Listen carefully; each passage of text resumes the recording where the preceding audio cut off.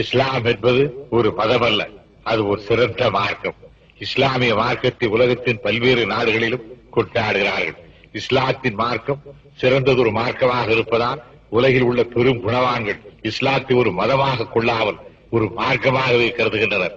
இஸ்லாமிய மார்க்கம் ஏன் சிறந்ததென போற்றப்படுகிறது என்றால், மனிதனுக்கு என்னென்ன ஐயப்பாடுகள் தோன்றுகின்றனவோ அவற்றையெல்லாம் நீக்கக்கூடிய வகையில் அதிக நல்ல கொள்கைகள் அதில் இருக்கின்றன.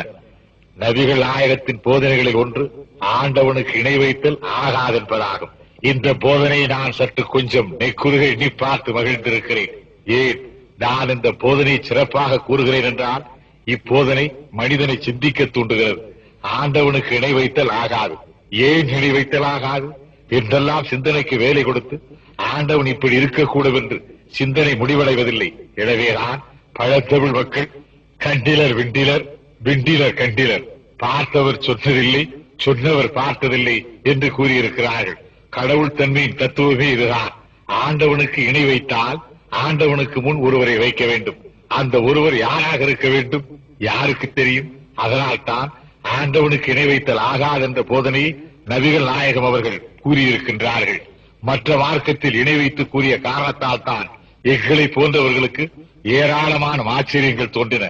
இஸ்லாத்தில் எனக்கு மட்டும் ஒன்று பிடித்திருக்கிறது. அது மனிதனை மனிதனாக ஆக்குவது, மனிதனை முழு மனிதனாக ஆக்குகிறது. இஸ்லாத்தில் இன்னொரு சிறப்பு, இஸ்லாத்தில் யார் சேர்ந்தாலும் ஜாதியை மறைத்து விடுகிறது. முதுகுளத்தூர் ஒருவர் தலையை ஒருவர் சீவிக்கொள்ளும் தேவர் தாழ்த்தப்பட்ட மக்களானாலும் சரி மற்றும் எவரானாலும் சரி, எவர் இஸ்லாத்தில் சேர்ந்தாலும் சரி ஜாதியை நீக்கி விடுகிறது இஸ்லாத்தின் கொள்கை. இதனால் அது என்னை மிகவும் ஈர்க்கக்கூடிய கொள்கையாக இருக்கிறது. இதையெல்லாம் அறிந்துதான் எதையும் துருவி துருவி ஆராயும் பண்பு படைத்த அறிஞர் பெருநாட்சா அவர்கள் உலகில் கடைசி வரை நிலைத்திருக்கக்கூடிய மார்க்கம் இஸ்லாம் மார்க்கம் ஒன்றுதான் என்று எழுதியிருக்கிறார். நபிகள் போதித்த இஸ்லாம் மார்க்கம் வைரம் போட்டது.